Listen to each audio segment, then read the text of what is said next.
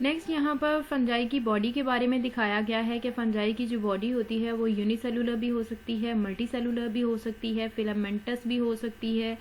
उसके अंदर different varieties जो है वो आती हैं। यीस्ट के बारे में बताया गया है कि यीस्ट एक यूनिसेलुलर फंजाई है और ये रिप्रोड्यूस करती है asexually with the help of budding. Budding एक ऐसा प्रोसेस होता है जिसके अंदर बॉडी के ऊपर एक आउटग्रोथ सी छोटा सा बड जो है वो बन जाता है, एक स्मॉल सी आउटग्रोथ बनती है। वो आउटग्रोथ आहिस्ता आहिस्ता फिर बड़ी होती जाती है और फिर वो इटसेल्फ एक ऑर्गेनिज्म में ग्रो कर जाता है और बॉडी से सेपरेट होके अल्टीमेटली एक अलग से लाइफ जो है वो गुजारने लग जाता है। तो उसके ऊपर फिर फर्दर बड बनता है और फिर इस तरह से सो ऑन जो है वो इनकी रिप्रोडक्शन जो है वो होती रहती है। इसके अलावा यीस्ट जो है वो सेक्सुअल रिप्रोडक्शन, एसेक्सुअल रिप्रोडक्शन जो है वो फीएन के थ्रू भी करती है, जिसके अंदर एक सेल जो है वो इक्वल पार्ट्स के अंदर डिवाइड हो जाता है और फिर जो है वो उसकी इस तरह से एक पेरेंट सेल से डॉटर सेल बनता है, फिर उस डॉटर सेल से फिर फर्दर डॉटर सेल बनता है। इस तरह से इनकी रिप्रोडक्शन जो है वो बढ़ती रहती है। इसके अलावा सेक्सुअली ये रिप्रोड्यूस करते हैं with the help of spore formation, spores बनते हैं और फिर उससे फर्दर जो है वो इनकी रिप्रोडक्शन होती जाती है। ज़्यादातर फंजाई जो है वो फिलामेंटस होते हैं और फिलामेंटस मोल्ड्स इसमें आते हैं, जिनका स्ट्रक्चर अगर देखा जाए तो लॉन्ग होते हैं, ब्रांच थ्रेड्स की फॉर्म में होते हैं। नेक्स्ट फंजाई के हाइफे के बारे में बताया गया है कि हाइफे दो तरह के हो सकते हैं, सिनोसिटिक या फिर सेप्टेट। हाइफे के अंदर अगर क्रॉस वॉल या सेप्टा प्रेजेंट हो तो उसको सेप्टेट कहा जाता है और हर सेप्टा के अंदर अलग-अलग न्यूक्लियाई प्रेजेंट होता है। और अगर हाइफे के अंदर सेप्टा प्रेजेंट ना हो, उनके अंदर किसी किस्म की कोई पार्टीशन ना हो, तो न्यूक्लियाई जो होते हैं वो फ्रीली डिस्पर्स्ड होते हैं। डेट्स वाई उसको मल्टी न्यूक्लिएटेड कहा जाता है और ऐसे हाइफे को सिनोसिटिक कहा जाता है या फिर नॉन सेप्टेट कहा जाता है, क्योंकि इसके अंदर किसी किस्म की कोई बाउंड्री नहीं होती और साइटोप्लाज्म जो है वो फ्रीली मूव कर सकता है। सेप्टेट हाइफे के अंदर पोर्स होते हैं, जिसकी वजह से उनका साइटोप्लाज्म जो होता है वो पोर्स के अंदर एक सेल से दूसरे, एक सेप्टा से दूसरे सेप्टा के अंदर मूव करता है और मटेरियल जो है वो पूरे हाइफे को प्रोवाइड करता है। लेकिन जो एसेप्टेट, नॉन सेप्टेट या सिनोसिटिक होते हैं उनके अंदर क्योंकि कोई क्रॉस वॉल प्रेजेंट नहीं होती तो साइटोप्लाज्म एक एंड से दूसरे एंड की तरफ फ्रीली मूव कर सकता है। फंजाई की अगर रिप्रोडक्शन स्पोर्स के लिहाज से देखी जाए तो ये स्पोर्स की हेल्प से, ऐसे स्पोर्स जो नॉन मोटाइल होते हैं और इनकी हेल्प से और माइक्रोस्कोपिक होते हैं, ऐसे स्पोर्स की हेल्प से ये रिप्रोड्यूस कर सकते हैं। उसमें ये होता है कि जो स्पोर्स होते हैं फंगस के रिप्रोडक्टिव सेल्स के अंदर, या तो वो स्ट्रॉन्ग एयर करंट की वजह से, विंड की वजह से या फिर एनिमल्स की वजह से यहाँ से वहाँ डिस्पर्स होते हैं। इनके स्पोर्स जो होते हैं वो बेसिकली हाइफे के अंदर प्रोड्यूस होते हैं। कुछ ऐसे मशरूम्स होते हैं जिनके अंदर लार्ज रिप्रोडक्टिव स्ट्रक्चर्स बनते हैं, जिनको मशरूम्स जिनको फ्रूटिंग बॉडीज कहा जाता है और इन फ्रूटिंग बॉडीज के अंदर स्पोर्स जो हैं वो प्रोड्यूस होते हैं। नेक्स्ट अगर देखा जाए तो ये स्पोर्स जो हैं फिर या तो विंड की थ्रू या फिर एनिमल्स के थ्रू डिस्पर्स हो जाते हैं इन्वायरमेंट में और फिर जहाँ पर इनको सही से अपना टेम्परेचर, पीएच और वाटर अवेलेबिलिटी मिलती है वहाँ पर ये ग्रो करना स्टार्ट कर जाते हैं। फंजाई जो हैं वो स्पोर्स के जरिए से एसेक्सुअली भी रिप्रोड्यूस कर सकते हैं, सेक्सुअली भी कर सकते हैं। Asexually with the help of mitosis and sexually with the help of meiosis. Fungus के अंदर इस तरह से होता है कि एक फंगल सेल के अंदर हैप्लॉइड न्यूक्लियाई होता है। हैप्लॉइड न्यूक्लियाई का मतलब होता है 1n और सेक्सुअल रिप्रोडक्शन के जब स्टार्ट होती है तो जो अलग अलग जेनेटिकली डिस्टिंक्ट टाइप्स होती हैं उनके हाइफे आते हैं, आपस में कंबाइन होते हैं। उन जब हाइफे आपस में कंबाइन होते हैं, जब दो अलग अलग टाइप्स का साइटोप्लाज्म आपस में फ्यूज होता है तो उसको प्लाज्मोगेमी कहा जाता है, क्योंकि फ्यूजन ऑफ साइटोप्लाज्म या प्रोटोप्लाज्म जो है उसको प्लाज्मोगेमी कहा जाता है। जब ये दोनों अलग अलग मेटिंग टाइप्स के साइटोप्लाज्म आपस में फ्यूज करते हैं, प्लाज्मोगेमी होती है, तो उसके बाद उनके दोनों के अलग अलग जो हैप्लॉइड न्यूक्लियाई होते हैं वो भी कंबाइन करते हैं और जो फ्यूजन ऑफ न्यूक्लियाई होती है उसको कैरियोगेमी कहा जाता है। और जब न्यूक्लियाई आपस में कंबाइन करते हैं तो 1n और 1n का न्यूक्लियाई जब कंबाइन करता है तो उससे डिप्लॉयड 2n का जाइगोट बनता है। अब ये जो डिप्लॉयड जाइगोट होता है, फिर इसके अंदर मियोसिस होती है, और मियोसिस क्योंकि रिडक्शन डिवीजन होती है तो उससे फिर जो स्पोर्स बनते हैं वो हैप्लॉइड स्पोर्स होते हैं। वो स्पोर्स फिर फर्दर उनके पास एयर से या एनिमल्स की मदद से डिस्पर्स होते हैं और फिर जाके ग्रो करने लग जाते हैं, और फिर उनके पास ऑप्शन होता है कि या तो वो सेक्सुअली रिप्रोड्यूस कर लें फर्दर, और या फिर वो एसेक्सुअल रिप्रोडक्शन के थ्रू ग्रो कर जाएं। ये डायग्राम के अंदर जब आप रिसर्च लैब में काम करते हैं, रिसर्च कर रहे होते हैं, तो एगर प्लेट के ऊपर फंगस को ग्रो करवाया गया है। तो ये ए वाली डायग्राम जो है वो दिखाई गई है कि किस तरह से लैब के अंदर फंगस को ग्रो करवा के देखा जा सकता है। नेक्स्ट बी वाली डायग्राम के अंदर माइसीलियम दिखाया गया है। माइसीलियम होती है फंगस की बॉडी। तो यहाँ पे एक डायग्राम दिखाई गई है कि किस तरह से फंगस में हाइफे प्रेजेंट होते हैं और किस तरह से इनका जो बॉडी है या माइसीलियम जो है वो किस तरह का नजर आता है। ये जो सी, डी और ई डायग्राम है ये हाइफे दिखाए गए हैं। यहाँ पर दिखाया गया है कि किस तरह से हाइफे के अंदर क्रॉस वॉल्स हैं, सेप्टा प्रेजेंट हैं, और यहाँ पर इस वाले ई वाले हाइफे के अंदर सेप्टा प्रेजेंट नहीं है, सारे न्यूक्लियाई फ्रीली डिस्पर्स्ड हैं, जबकि सी वाले के अंदर अलग अलग क्रॉस वॉल्स प्रेजेंट हैं और जो हैं सेपरेट जो है वो न्यूक्लियाई हर किसी अलग-अलग सेप्टा के अंदर प्रेजेंट हैं।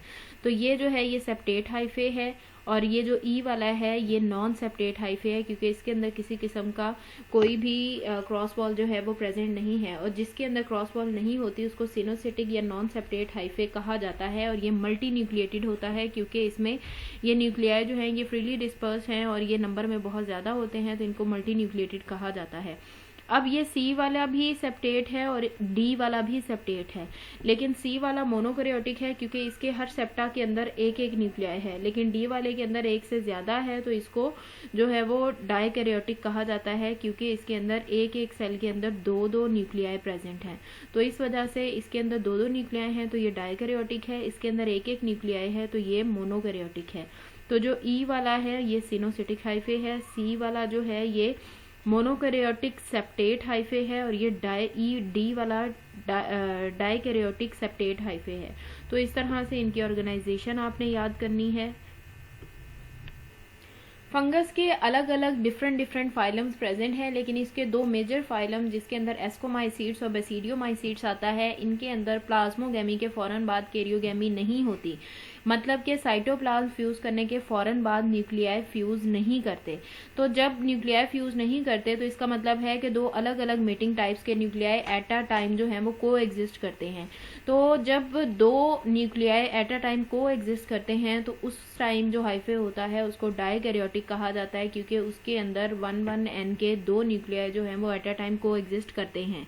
और ऐसे हाइफे जिसके अंदर सिर्फ एक ही न्यूक्लियाई प्रेजेंट होता है उसको मोनोकैरियोटिक कहा जाता है, जिसके अंदर दो न्यूक्लियाई एट अ टाइम को एग्जिस्ट करते हैं उसको डाइकैरियोटिक कहा जाता है। और फंगस जो है फिर जब कभी कैरियोगैमी होती है, न्यूक्लियाई आपस में फ्यूज करते हैं, फिर रिप्रोडक्शन होती है, फिर वो फर्दर जो है वो ऑफस्प्रिंग जो है वो प्रोड्यूस होने लग जाते हैं, फंगस की ग्रोथ जो है वो बढ़ने लग जाती है। फंगस स्पोर्स जो होते हैं जब किसी भी फूड के ऊपर गिरते हैं तो उसके अंदर फिर अपने हाइफे जो हैं उसको प्रोड्यूस करने लग जाते हैं।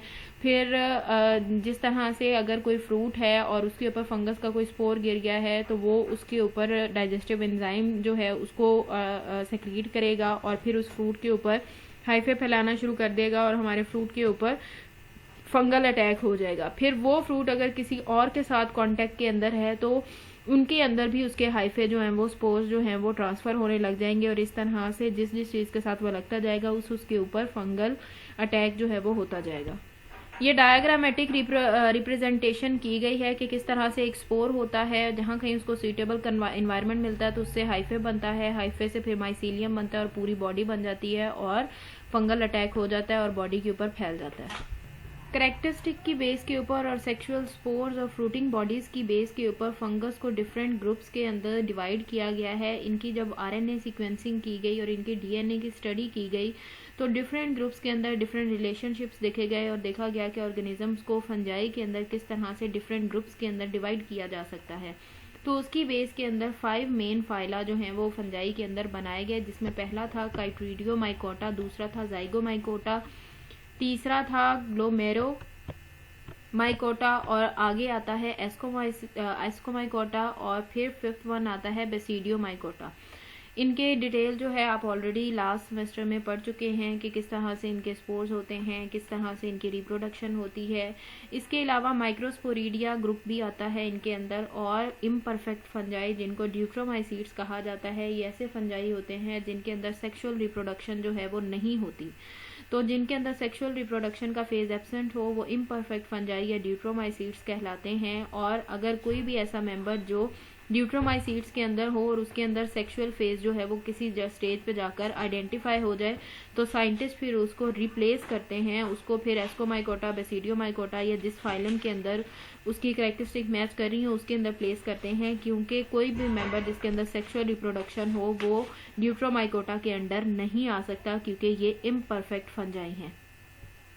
फंजाई अगर इकोलॉजिकली देखा जाए तो हमारे इन्वायरमेंट के लिए बहुत ज़्यादा इम्पॉर्टेंट होते हैं। हमारे इन्वायरमेंट में फंजाई की बहुत ज़्यादा इम्पोर्टेंस होती है।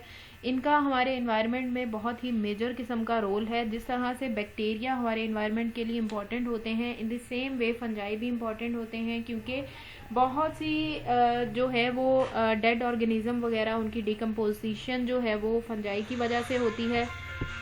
फंजाई के अंदर इतने स्ट्रॉन्ग किस्म के एंजाइम्स होते हैं कि वो किसी भी चीज़ को इजीली डिकम्पोज कर सकते हैं।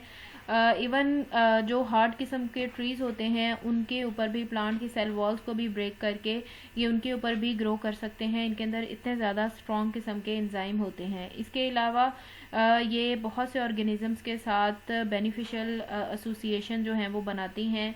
इसके अलावा जितने भी डेड एनिमल्स होते हैं, फीसिस होता है, ब्रांचेस होती हैं, लीव्स वगैरह होते हैं, गली सड़ी चीज़ें होती हैं, उनके ऊपर ग्रो करके उनके अंदर से यूज़फुल मटेरियल को एनवायरनमेंट में और सॉइल में ऐड कर देते हैं, कुछ को खुद यूज़ कर लेते हैं और फिर जो है वो बाकी का जो वेस्ट मटेरियल होता है उसको डिकम्पोज कर देते हैं। इस तरह से एनवायरनमेंट की क्लींजिंग में हमारी जो जितने भी हमारे साइकिल्स हैं, कंपाउंड्स हैं, उनकी रिसाइकलिंग में इनका बहुत ही मेजर रोल होता है। इसके अलावा फंजाई सिम्बायोटिक रिलेशनशिप्स भी बनाते हैं दूसरे एनिमल्स के साथ, प्लांट्स के साथ, बैक्टीरिया के साथ, प्रोटिस्ट के साथ, जिसकी वजह से फंजाई को भी फ़ायदा होता है और जिसके साथ ये एसोसिएशन बनाते हैं उसको भी फ़ायदा होता है, और इसका इन रिलेशनशिप्स का बहुत ही पॉजिटिव इम्पैक्ट पड़ता है हमारे इकोसिस्टम के ऊपर।